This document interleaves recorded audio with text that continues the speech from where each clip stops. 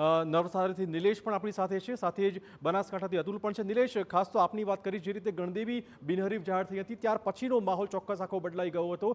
હાલમાં કયા કયા મુદ્દાઓના આધારે મતદાતાઓ વોટિંગ કરતા હશે?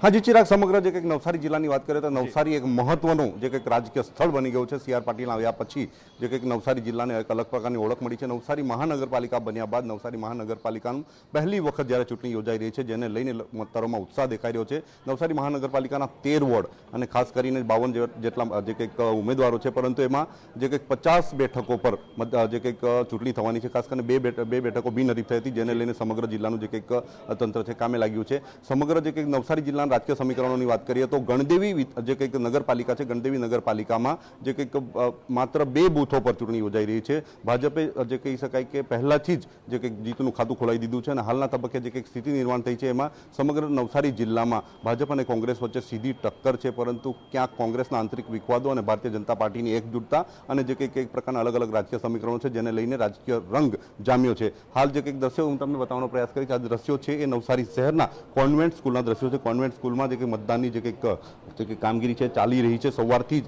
અહીં રાજ્યપાલ જે કહી શકાય મંગુભાઈ પટેલ સૌથી પહેલા મારો વોટ, સૌથી પહેલો વોટ જે ઉદ્દેશ્ય સાથે મતદાન કર્યું હતું અને ખાસ કરીને નવસારી જિલ્લામાં કોઈ અનિચ્છનીય ઘટના ન ઘટે એને ધ્યાનમાં રાખીને સમગ્ર જિલ્લાનું જે તંત્ર છે એ કામે લાગ્યું છે। નવસારી જિલ્લાની જે જિલ્લા પંચાયત, તાલુકા પંચાયત અને મહાનગરપાલિકાની જે બેઠકો છે એના માટેની જે સમગ્ર પ્રક્રિયા છે ચાલી રહી છે। સમગ્ર નવસારી જિલ્લામાં જે પોલીસ વિભાગ દ્વારા અલગ અલગ જે બોર્ડર વિલેજ છે, બોર્ડર એરિયા છે, એ વિસ્તારમાં પણ જે કહી શકાય કે લોકોને જે વ્યવસ્થિત રીતે મતદાન કરી શકે પ્રકારની વ્યવસ્થા કરવામાં આવી છે અને આંતરરાજ્ય બોર્ડરો પણ સીલ કરવામાં આવી છે। 5 જેટલી આંતરરાજ્ય બોર્ડરો છે એ સીલ કરવામાં આવી છે અને ખાસ કરીને કોઈ પણ પ્રકારની અનિચ્છનીય ઘટે તેને પહોંચી વળવા માટે પોલીસ વિભાગ દ્વારા QRTની ટીમોથી માંડીને અલગ અલગ જે વજ્ર, વરુણ જેવી જે વાહનો છે પણ તૈનાત રાખવામાં આવી છે। નવસારી જિલ્લામાં કહી શકાય તો રાજકીય રંગ જામ્યો છે અને આજે ચૂંટણીનું પર્વ છે, સૌથી વધુ મતદાન થાય પ્રકારની જે તૈયારીઓ ચૂંટણી જે રાજકીય પક્ષો દ્વારા કરવામાં આવ્યો છે। ગત ચૂંટણીમાં 71% જેટલું વધુ મતદાન થયું હતું। હાલ વધુ મતદાન થાય એના માટેની તૈયારીઓ વહીવટી તંત્ર અને રાજકીય પક્ષો તેમજ અલગ અલગ સામાજિક સંસ્થાઓ પણ કરી રહી છે। સવારથી જ મતદાન માટે લોકો ઉમટી પડ્યા છે। ખાસ કરીને ગરમીના દિવસો છે તેવા સમયે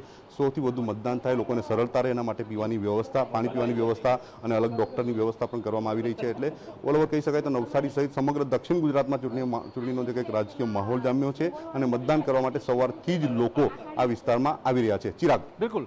અને હવે વાત કરીશું ચોક્કસ બનાસકાંઠાની, જ્યાં પણ અમારા સંવાદદાતા અતુલ મોજૂદ છે। અતુલ, મતદારોમાં કેટલા પ્રકારનો ઉત્સાહ અને ખાસ તો જે રીતે ગેનીબેને છેલ્લી ઘડી સુધી પ્રચારનું સુકાન સંભાળી રાખ્યું હતું, કયા પ્રકારનો માહોલ ત્યાં રાજકીય જોવા મળી રહ્યો છે હાલમાં?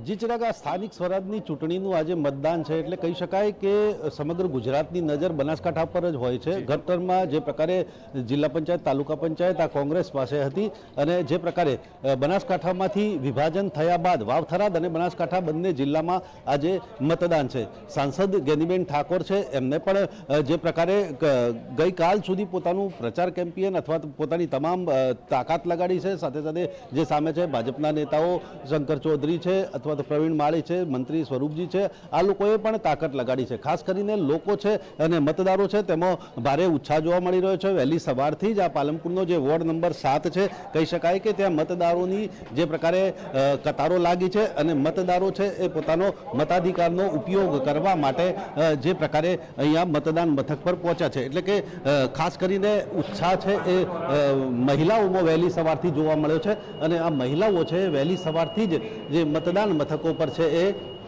મતદાન કરી રહી છે।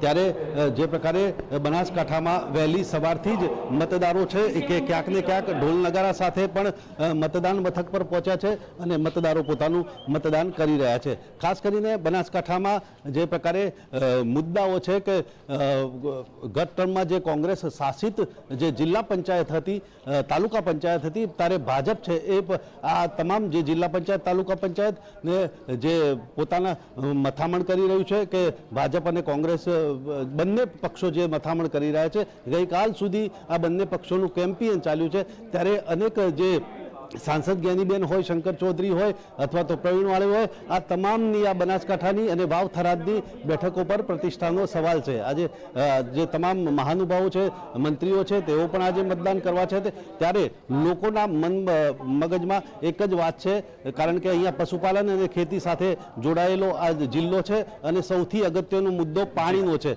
બંને પક્ષોએ અત્યાર સુધીમાં પાણી, સિંચાઈનું પાણી, પીવાના પાણી માટે પ્રચાર સુવિધાના મુદ્દા પર જ લોકો વોટિંગ કરતા હશે. એક મોટા સમાચાર મળી રહ્યા છે વડોદરાથી, જ્યાં માંજલપુરમાં ઈવીએમ મશીન ખોટકાયા હોવાના સમાચાર છે. માંજલપુર મતદાન મથક પર ઈવીએમ મશીન ખોટકાયું હોવાના સમાચાર. ઈવીએમ બંધ થતા મતદારોને લાઇનમાં જ ઊભા રહેવાનો વારો આવ્યો છે. માંજલપુરથી આ મોટા સમાચાર. વધુ વાત કરવા જોડાશે અમારા સંવાદદાતા અંજલિ. અંજલિ, કેટલી તકલીફો મતદાતાઓને અત્યારે પડી રહી છે?